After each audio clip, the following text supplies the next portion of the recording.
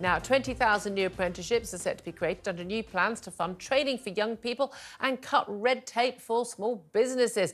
Joining me now to discuss this is Vicky Pryce. She's Chief Economic Advisor at the Centre for Economic and Business Research. She's also a former government advisor. Good morning to you, Vicky. Good morning. Thanks for joining us. Well, let's have a little watch and listen of a clip of Rishi Sunak this morning at this event with his Business Secretary, Kemi Badenoch, talking about apprenticeships. Let's see what he had to say. Apprenticeships benefit young people and the businesses who hire them. But for SMEs, the system can be expensive and confusing, despite the huge progress. So, to ensure that funding is available whenever there is demand for apprenticeships, we're increasing the apprenticeship budget by £40 million.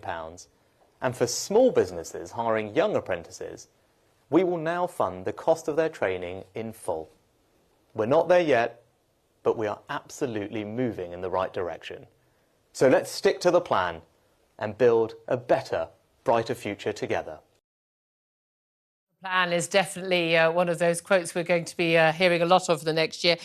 This is extraordinary. The full cost of apprenticeships for people aged 21 or under for small firms will be paid in full by, well, the government, taxpayers, you and me, from the 1st of April. That's £60 million, creating 20,000 more apprenticeships. I mean, look, this is great news, I would have thought, for apprentices, young people hoping to get onto the ladder, and for small firms trying to see if they can afford these young people and train them up. But is it enough, Vicky?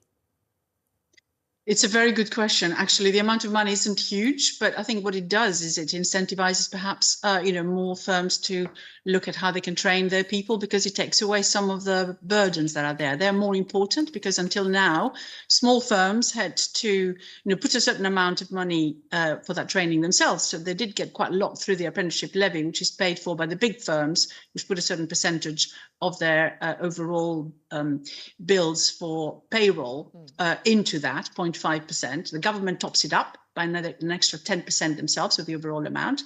A lot of that is used then again by the big firms, but also it gets transferred if it's not used to the small firms. That's the whole point of the exercise. Now, small firms would have had to go and ask the government for funding for this, and then of course they would have to also put some money out of their own pockets. Now what's going to happen is that the government will pay the lot, which is good news. It means less bureaucracy. So yeah, it might incentivize more small firms to use some of that money that they will be getting for training their people, and it will improve the skill levels. And I think for the bigger firms as well, now it seems that this change is also going to allow them to transfer something like 50% of their unused funds, the ones that haven't used themselves, to smaller firms, to other firms, which will also increase the overall amount that's available for them. So good news overall. Well, we talk a lot about, like, we don't have young people to do these jobs in this country. Well, we need to train people up, but there's been a real disincentive on that. A lot of companies say, well, we can't afford it. And let's be honest, for a lot of young people arriving in the workplace,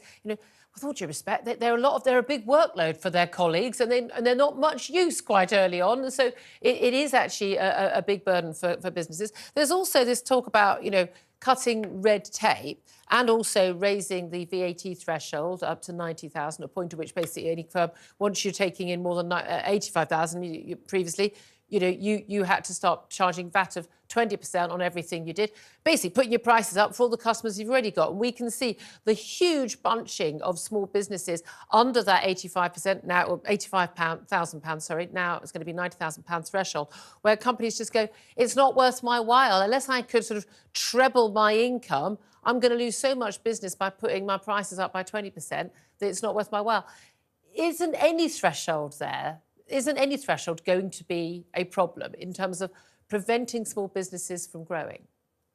It's always an issue. And in fact, there was a big lobby saying perhaps we should reduce the threshold, because most businesses or single self-employed people perhaps earn enough to be within that threshold, but they perhaps earn, let's say, on average more than 20,000, 30,000, 40,000. Why don't we reduce the threshold to that, so it doesn't inhibit them from expanding even further?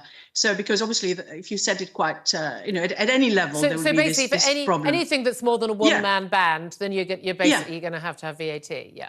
And, absolutely. If you do that, then of course you take the disincentive out completely. But of course, you have the overall disincentive, which is it worth even starting it? Yeah. And that's also the real prices issue. go up for everybody at a time when people are still dealing with the cost of living. What about this Absolutely. red tape issue? Because I genuinely, I think I've lost count of the number of times that a government minister said, we're going to cut red tape. They never seem to do it, though. Well, they try, and I think it is going to become easier, I think, for smaller firms. There is one interesting change that will happen as a result of the talk today and what's been announced by the government already, because you can see it on the government website, which is that the definition of what is a small firm is going up. So instead of requiring you to be a small firm only if you have less than 250 employees, you're now a small firm and therefore eligible to have these funds transferred to you if you have 500 employees. So we've changed the definition. So it means that many, many more firms will be in this game, which is good news from that point of view. Thank you so much, Vicky Pryce. Appreciate that. Well, let's come to Sam Armstrong. I mean, look, anything that makes small businesses more able to employ people, train people, carry on expanding their business is a good thing. But you just sort of feel like the weight on small businesses is so great in terms of the admin.